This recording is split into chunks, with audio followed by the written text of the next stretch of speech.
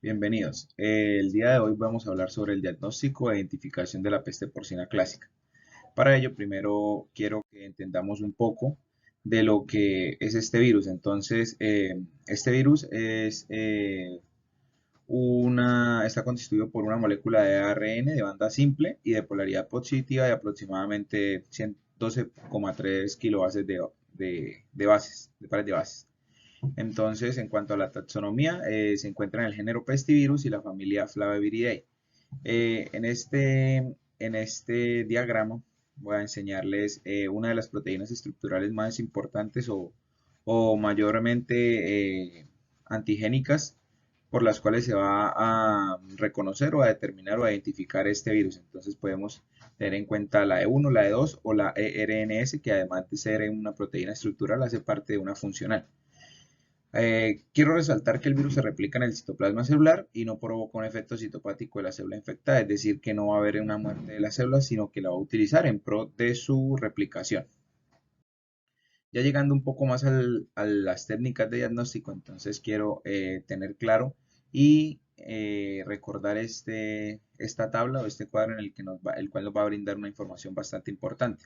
Entonces, para ello, vamos a tener que el propósito de cada una de las técnicas es en particular para cada una de ellas. Entonces, como primera técnica y la más sensible y apta para dar un diagnóstico, entonces va a ser el aislamiento del virus.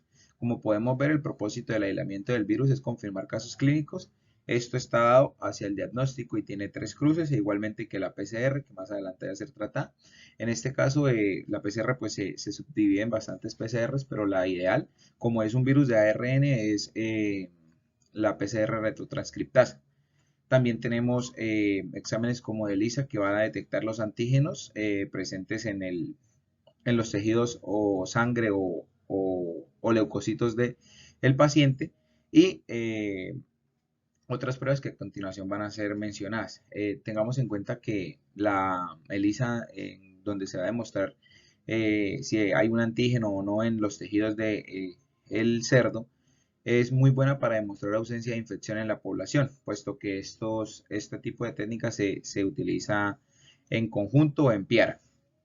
Además de eso, también tenemos algunas técnicas para la detección de la respuesta inmunitaria, esto mediante ELISAs, que van a ser aquellas que van a detectar anticuerpos del paciente en sangre para determinar si hay una respuesta contra el virus, o las pruebas de neutralización vírica por anticuerpos. Entonces, como primer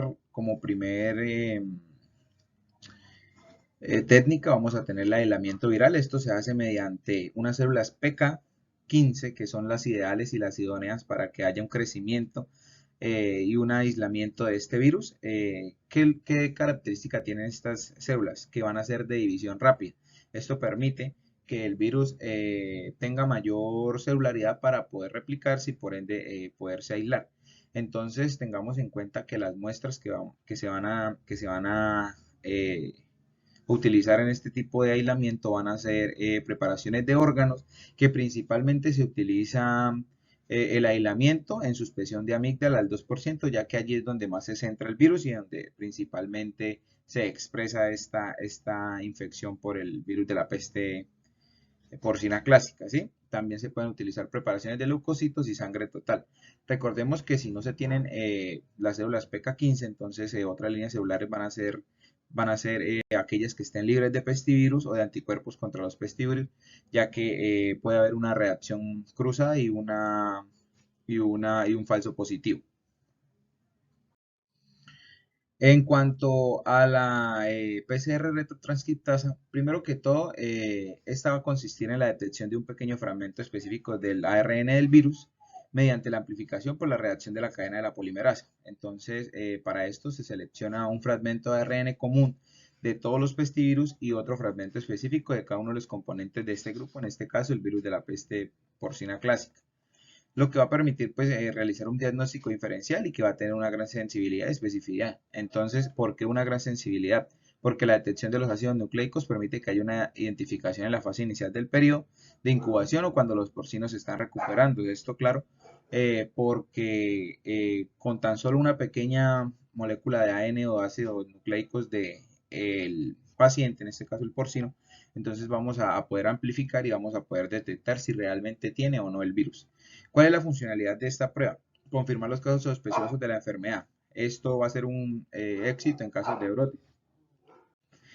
¿Y qué tipos de muestras se utilizan en esta técnica? Entonces, la detección de los ácidos nucleicos permite que haya una identificación en la fase inicial, ¿sí? Entonces, esto igualmente, como lo mencioné, va a permitir de que las muestras sean de amplio eh, espectro, ya que si el virus está presente en este tejido, o en sangre o en leucocitos, se pueden utilizar cualquiera de las técnicas claramente realizando una extracción de ácidos nucleicos y por ende amplificándola para detectar el virus. Una prueba muy interesante y que es muy utilizada también es la prueba de la inmunofluorescencia, que se realiza mediante la detección de antígenos. Se conoce por sus siglas en inglés como FAT. Y recordemos que un resultado negativo por esto no va a descartar por completo la infección. Entonces, ¿cuál es el procedimiento, el paso a paso para diagnosticar mediante la prueba de la inmunofluorescencia? Entonces, primero que todo se van a detectar los anticuerpos, los antígenos, que pena. Entonces, ¿a partir de qué? De órganos que están criostatados, es decir, estos son órganos que están cortados histológicamente, pero que son congelados. Entonces, este criostato mantiene el tejido cortado en una cámara a una temperatura inferior de 20 grados centígrados. Ya después de ello, de que se detectan los antígenos en este tipo de tejidos, entonces se va a teñir la muestra o, bueno, el complejo con el isocianiato de fluoroceína, el cual está unido a una inmunoglobulina antivirus de la peste porcina clásica. Y ya por último, se va a examinar mediante microscopía fluorescente, que con ello se va a determinar si en esta técnica hay un resultado positivo o un resultado negativo. Por otro lado, tenemos la prueba de captura de antígeno. Entonces, esta prueba principalmente para qué se realiza. Se va a hacer más que todo para una sospecha de infecciones recientes. ¿Por qué? Porque recién la infección ha ingresado, el virus ha ingresado al paciente, los antígenos son los primeros que van a liberarse en sangre y por ende van a poder ser detectables. ¿Qué técnica se realiza en estos casos? Se realiza la ELISA de sándwich, donde se van a utilizar anticuerpos policlonales o monoclonales con el fin de unirse y poder detectar mediante un sustrato y una enzima que va a ser la encargada de permitir que haya este cambio de color para poder determinar su positividad. Entonces, estos anticuerpos policlonales y monoclonales van a estar dados contra las proteínas víricas del suero, de la fracción leucocitaria de la sangre o de la sangre total anticoagulada. Recordemos que esto no es una prueba diagnóstica, sino presuntiva. Entonces, para ello se debe que confirmar mediante otra prueba que puede ser la PCR retrotranscriptasa o la prueba de inmunofluorescencia. Ya por último tenemos la serología y el enzimoinmunoanálisis. Entonces, la NPLA, por sus siglas en inglés, es la prueba del anticuerpo neutralizante unido a peroxidasa. Entonces, en esto lo que principalmente se hace es que el anticuerpo neutralizante va a estar unido a una peroxidasa que al reaccionar con su antígeno específico va a emitir una señal, la cual va a ser detectable y se va a poder mencionar si hay una positividad o no.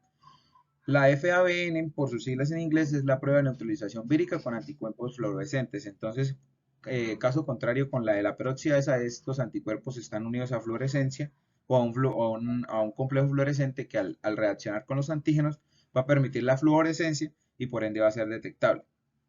Ya tenemos el enzimo inmunoanálisis por antígenos que este antígeno debe pertenecer a las cepas recomendadas del virus de la peste porcina clásica para poder ser detectados por los anticuerpos. Y caso contrario pasa con los antisueros, que estos antisueros policlonales obtenidos de animales tienen que ir dirigidos contra proteínas víricas y para pruebas indirectas se deben utilizar reactivo antiinmunoglobulina G y antiinmunoglobulina M.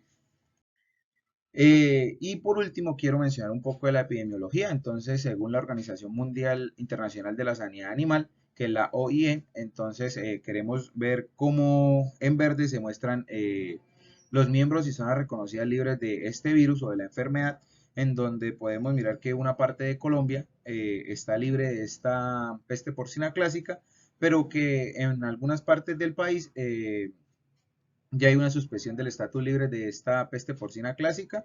Y en blanco o en grisecito podemos observar que hay países y zonas sin reconocimiento oficial de la peste porcina clásica. Muchísimas gracias.